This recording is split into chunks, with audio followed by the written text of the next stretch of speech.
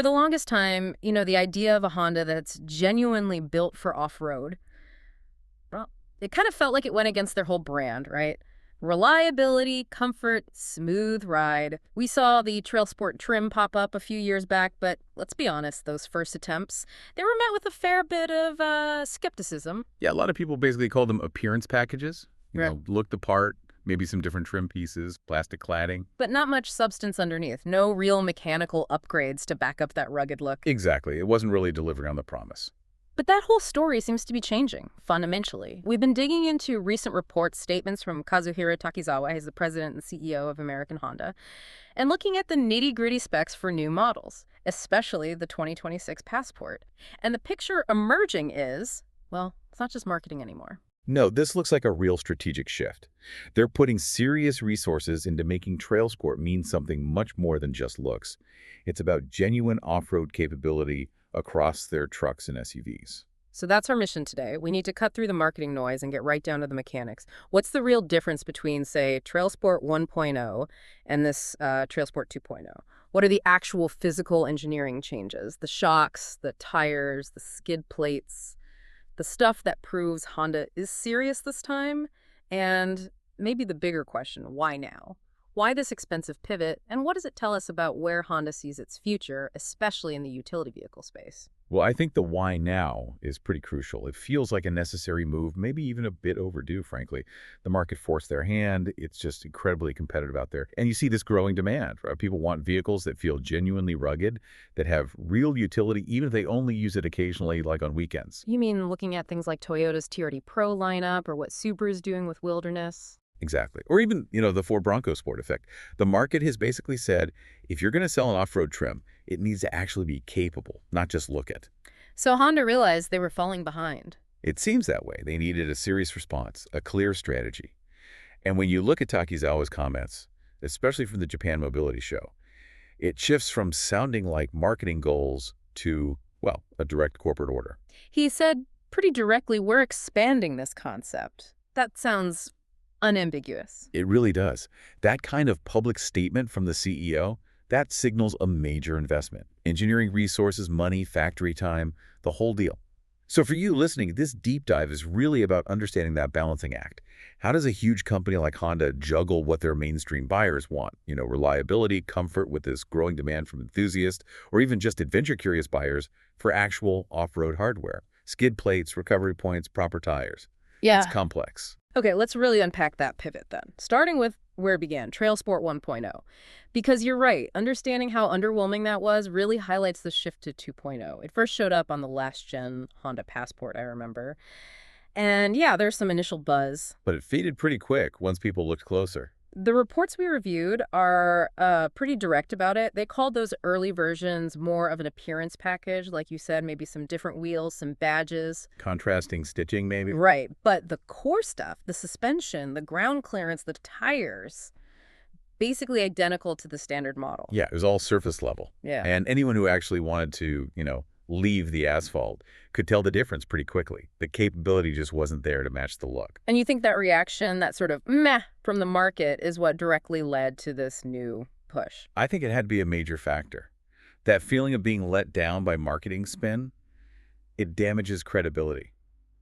So Takizawa's mandate coming out publicly at that Tokyo Roundtable, it feels like damage control, but also a genuine course correction. He basically confirmed they're going for true capability now, not just cosmetic changes. Exactly. And that quote you mentioned earlier is key.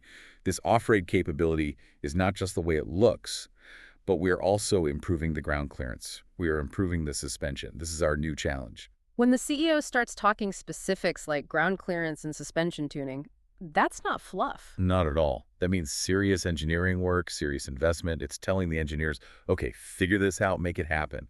It's a directive, not just a suggestion. Which brings us to that analogy used in the source material. Comparing TrailSport to Type R, that really frames the level of commitment, doesn't it? It absolutely does. It's a powerful comparison because Type R means something very specific within Honda. It's not just a badge. Right. Type R is serious, track-ready performance. It means dedicated engineering for handling, for power delivery, often sacrificing some comfort for pure on-road speed. It's baked into the car's DNA. And the parallel they're drawing is that TrailSport is intended to become that same kind of benchmark, but for off-road performance.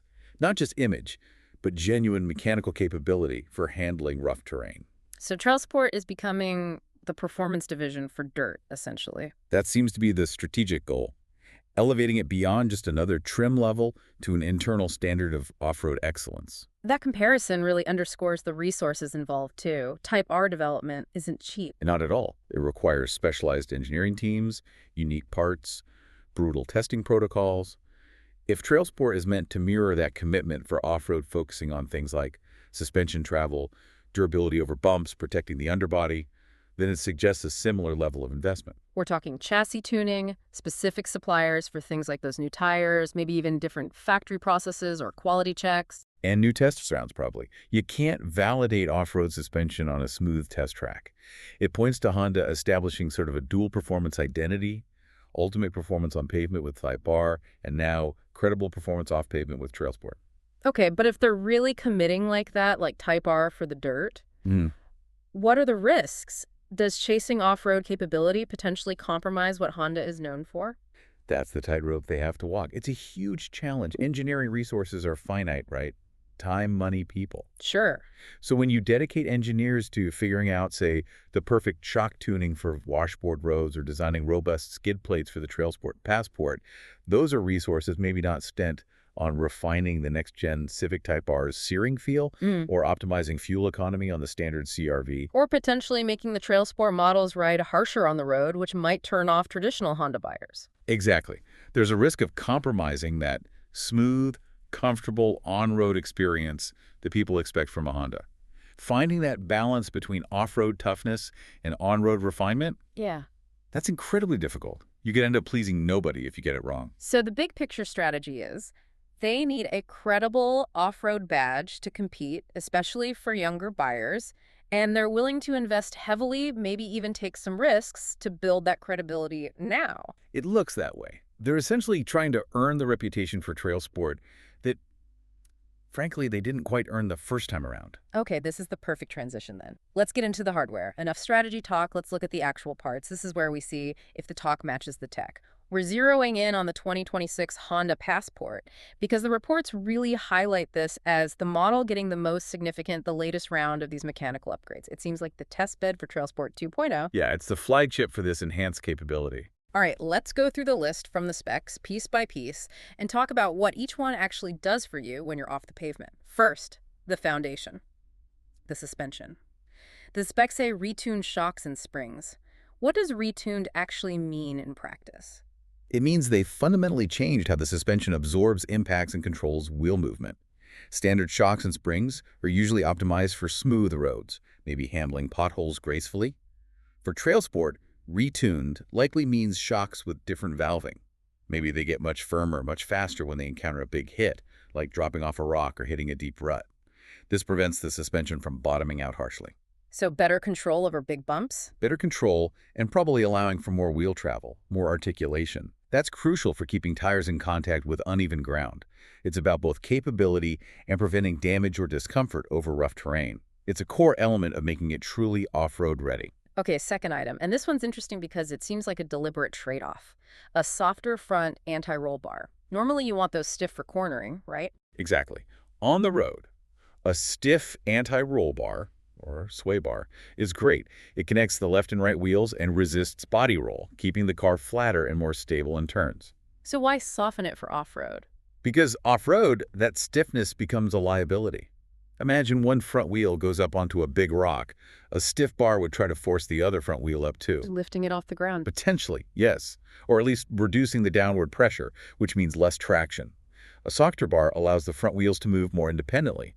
One wheel can go up while the other stays down, following the terrain. Maximizing articulation, keeping both tires pressed onto the ground for grip. Precisely. It's a classic off-road tuning trick, but it does mean you're potentially sacrificing some on-road high-speed cornering stability. See, how do they manage that? If the bar is softer, doesn't the Passport feel, I don't know, wallowy on the highway? That's where the retuned shocks come back into play. They have to compensate. The engineers can tune the shock absorbers to provide more damping resistance, especially during body roll movements, to help control that sway. Ah, so they're shifting some of the roll control duty from the bar to the shocks. Essentially, yes. It's a more sophisticated and probably more expensive way to do it, but it allows them to achieve better performance in both environments, much better articulation off-road without becoming completely unstable on-road. It's a compromise, but a carefully engineered one. Okay, that makes sense. Next up, something very visible. The tires. They're using 31-inch General Grabber all-terrain tires. That sounds serious. Oh, it is. Tires are arguably the single most critical upgrade for off-road performance. Street tires just won't cut it. What makes these grabbers different? Well, first, the tread pattern. It's much more aggressive, with deeper voids and chunkier blocks. That's designed to bite into loose surfaces, dirt, mud, gravel, snow, and clean itself out so it keeps gripping. Second, durability. All-terrain tires like these have tougher construction, especially in the sidewalls. That helps resist punctures and cuts from sharp rocks, which is a constant danger on trails. And the size. 31 inches, does that help? Absolutely. Yeah. A larger diameter tire does two things. It provides a bit more ground clearance all by itself, just lifting the axle slightly higher. And it also rolls over obstacles a bit more easily than a smaller tire. But there have to be downsides, right? All-terrains aren't perfect. Definitely not. They're usually heavier than street tires, which increases unsprung weight that can make the ride feel a bit less refined. They also tend to generate more road noise on the highway. And fuel economy probably takes a hit. Almost certainly. More rolling resistance. So, again, Honda is making a conscious trade-off here, accepting slightly worse on-road manners and efficiency in exchange for significantly better off-road grip and toughness. Okay, moving underneath the vehicle. Underbody skid plates. Seems like a no-brainer if you're serious about off-roading. Completely essential. Yeah. If you're lifting the vehicle slightly and encouraging people to drive over rougher terrain, you absolutely have to protect the vulnerable bits underneath. Like the oil pan. Transmission. Exactly. Engine oil pan, transmission case, maybe the fuel tank, differential housings. Hitting a rock with any of those could be catastrophic. A major fluid leak miles from anywhere is not a good situation. So the skid plates are basically armor? Pretty much, usually made of steel or thick aluminum, designed to take impacts and let the vehicle slide over obstacles instead of getting hung up or damaged. Their presence signals that Honda expects the underside to make contact with the ground. Right. And finally, 2 more items listed. Orange front recovery hooks and a standard trailer hitch. These are all about utility and, frankly, acknowledging reality. The recovery hooks, especially functional, properly rated ones, are a dead giveaway. Why? Because you don't install strong points designed to have a strap or winch cable attached unless you anticipate the vehicle might actually get stuck and need pulling out or need to pull someone else out. And the orange color. Just for looks. No, that's usually for visibility. Makes them easy to find quickly, maybe in mud or low light when you're trying to hook up a recovery strap. Safety feature. And the trailer hitch. Just for towing. It helps with towing, obviously. But it also provides another solid recovery point at the rear of the vehicle. So you have options depending on how you're stuck. It completes the package prepared for actual use and potential mishaps. Okay, that list is, well, it's substantial. Retuned suspension, softer anti-roll bar, proper AT tires, skid plates, recovery points.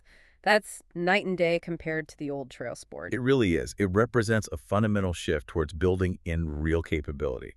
But we need to keep it in perspective. The sources are careful to point out what the TrailSport doesn't have. We're not talking about a Jeep Wrangler Rubicon competitor here. Absolutely crucial point. This is enhanced capability aimed at a certain level of off-roading, but it stops short of the really hardcore stuff. Specifically, the reports mention no low-range gearing, no locking differentials, and no massive suspension lift. Right. And those are the features that define the most extreme factory off-roaders. Low-range gearing gives you that crawling capability, huge torque multiplication at very low speeds for climbing steep rocks or controlling descents. And locking diffs force both wheels on an axle to turn at the same speed, even if one is in the air, guaranteeing power gets to the wheel with traction. Exactly. Honda has chosen not to go that far, probably due to cost, complexity, and maybe fuel economy penalties, and the fact that most of their target buyers just don't need that level of extreme hardware. So what does it rely on for traction then, beyond the better tires? It relies heavily on Honda's existing iVTM4 all-wheel drive system, which is actually quite sophisticated. How does that work? Is it just typical AWD? It's more advanced than many basic systems. It uses an electronically controlled clutch pack system on the rear axle that can not only send power front to back, but also actively distribute torque side to side between the rear wheels. So it can send more power to the rear wheel that has grip. Yes, it can send up to 70% of the available rear axle torque to just one wheel if needed. It's torque vectoring. So while it's not a mechanical locker, it can simulate some of the benefits by aggressively braking a spinning wheel and shuffling power to the wheel with traction. Combined with specific drive modes, presumably, like sand or mud modes. Exactly. Those modes fine-tune the throttle response, transmission shifts, traction control intervention, and how aggressively the IVTM4 system distributes torque, tailoring it for different low traction surfaces. So Honda's approaches use smart electronics and the existing clever AWD system, combined with these new physical upgrades, tires, suspension, protection to hit a sweet spot. That seems to be the strategy. And the conclusion drawn in the sources feels pretty accurate. For the vast majority of people buying a Passport, even the TrailSport version, this combination is likely more than most owners will ever need. It covers getting to trailheads, navigating Forest Service roads, dealing with snow or mud, maybe some moderate trails, but not extreme rock crawling. Right. It significantly raises the bar for what the vehicle can handle confidently without adding the weight, cost, and potential reliability concerns of true hardcore off-road components like lockers and low range. But isn't that playing it a bit safe? If they want TrailSport to be the Type R for dirt, shouldn't they push the boundaries more? Maybe offer lockers as an option. Risk alienating some mainstream buyers to gain serious cred with enthusiasts. It's a tough balancing act for a company like Honda. Their core strength is mass market appeal, reliability, ease of use. Adding highly specialized, potentially complex hardware like lockers could undermine that. You risk higher purchase price, maybe more maintenance headaches. Exactly. And how many Passport buyers really need locking differentials? Probably a tiny fraction. So they're optimizing for the, let's say, 95% use case, the person who wants significantly more capability than a standard SUV for weekend adventures, camping trips, snowy roads, but doesn't need a dedicated rock crawler. So the enhanced mechanics plus the smart AWD gets them there. It gets them a huge leap in capability for that target user, making the vehicle much more confidence-inspiring off pavement without fundamentally changing its nature or pricing it out of reach. It's a calculated move, focusing on usable, everyday ruggedness. That optimization for the 95% makes even more sense when you look at how broadly they're applying this. It's not just the Passport getting the TrailSport treatment. No, they're rolling this philosophy out across the lineup. It's becoming a core part of their utility vehicle strategy. So we have the two-row Passport, which seems to be leading the charge with the most significant upgrades so far. But then there's also the three-row Honda Pilot TrailSport. Right. Applying similar principles, likely tuned suspension, all-terrain tires, maybe some underbody protection to the larger family hauler. Then there's the Ridgeline TrailSport, their unibody pickup. Which presents its own unique challenges, adapting these upgrades to a pickup platform with independent rear suspension. And maybe, most interestingly, the CRV TrailSport, specifically the 2026 model. Yeah, bringing that TrailSport philosophy down to the compact SUV segment. And the detail that really jumped out from the source, this 2026 CRV TrailSport is flagged as the first hybrid version to get this off-road focused treatment. That's huge. That's a major signal about where Honda sees the future. For a long time, there was this idea that hybridization and serious off-roading didn't mix well. Worries about battery weight, complexity, durability, protecting those expensive components. Exactly. But Honda putting the TrailSport badge and presumably associated mechanical upgrades onto a hybrid CRV suggests they believe they can make those two concepts work together. Electrification and capability aren't mutually exclusive in their view. What are the potential benefits of a hybrid off-roader? Well, the big one is instant torque from the electric motor. Right from 0 RPM, you get maximum twisting force. That's fantastic for low-speed crawling, carefully navigating obstacles, or just getting moving on a slippery surface without spinning the wheels. So it could potentially make up for the lack of low-range gearing in some situations. To some extent, yes. That immediate controllable torque is a real advantage off-road. Plus, you potentially get better fuel economy on the way to the trail. But the challenges must be significant. Protecting that battery pack seems paramount. Absolutely critical. Batteries are heavy, expensive, and sensitive. You can't afford to puncture one on a rock. So a TrailSport hybrid likely requires even more robust underbody protection, carefully integrated into the chassis design, specifically shielding the battery and high-voltage components. Which adds weight and cost, presumably. No doubt. It's a complex engineering puzzle. Integrate the hybrid system, protect it thoroughly, add the off-road suspension and tires, and still keep the vehicle reasonably light, efficient, and affordable. And doing this across different vehicles. Pilot, Ridgeline, CRV, they can't just use the exact same parts, can they? No way. The suspension tuning for a heavy three-row Pilot has to be different from a compact CRV or Ridgeline pickup. They share the philosophy, but the execution needs to be tailored to each platform's weight, wheelbase, intended use, and existing architecture. Like the Ridgeline's unibody and independent rear suspension, that requires a different approach than the Pilot. Precisely. Ensuring the TrailSport upgrades enhance the Ridgeline's capability on, say, muddy job sites or rough access roads without compromising its payload or towing capacity, that requires specific engineering. So the fact that they are doing this across the board really reinforces that top-down mandate from Takizawa. Improve ground clearance, improve suspension. It wasn't just about the Passport. It seems to be a platform-wide commitment. Honda is betting big that this blend of everyday usability and enhanced weekend capability is what the mainstream utility market wants moving forward. Okay, so we've seen the production reality, the broad application. Now let's look at the dream, the extreme end of the spectrum, the SEMA Concept Wilder. Ah yes, SEMA, the Specialty Equipment Market Association show in Las Vegas. That's where manufacturers and aftermarket companies go wild, showing off highly modified, often one-off concept vehicles. And Honda brought a Passport concept called the Wilder. This wasn't production TrailSport, this was more. Much more. This was basically Honda Racing, taking the production Passport TrailSport and cranking everything up to 11, showing the absolute maximum potential of the platform, even if it's not street legal or practical for mass production. What did they actually do to it? The visuals were striking that matte orange paint. Yeah, the look was aggressive, matte orange, black roof, but the key changes were functional. They had redesigned bumpers. Why is that important? Because stock bumpers often have significant overhang, especially at the front, which limits your approach angle, how steep an incline you can drive up without hitting the bumper. The Wilder concept likely had much shorter, more angled bumpers. Improving approach and departure angles lets you tackle steeper obstacles without scraping. Exactly. It's a fundamental modification for serious off-roading. They also mentioned cool lighting, probably integrated light bars, and additional underbody protection, likely even beefier than the production TrailSport skid plates. And then the really serious gear. Right. An 8,000-pound winch mounted up front. That's serious recovery capability for pulling yourself or others out of trouble. And an integrated air compressor. Why is that useful? For airing down your tires. When you go off-road, especially on sand or rocks, you often deflate your tires significantly, maybe down to 15-20 psi, to increase the contact patch for better grip and a smoother ride over bumps. But you can't drive home on the highway like that. Exactly. So the onboard compressor lets you easily air the tires back up to normal pressure before hitting the pavement. It's a key piece of kit for anyone who frequently adjusts tire pressure for off-roading. So the Wilder concept is basically Honda saying, look how far we could take this platform if we wanted to. A statement piece. Precisely.